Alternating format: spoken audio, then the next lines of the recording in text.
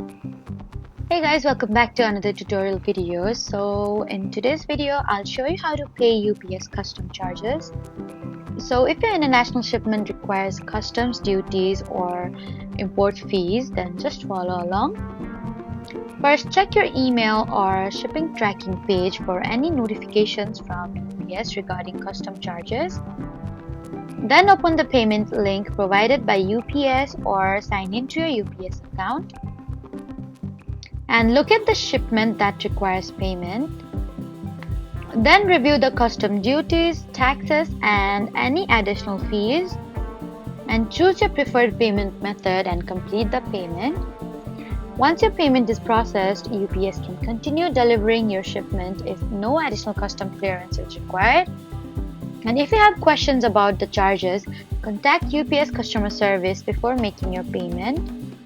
So that was how to pay UPS customs charges.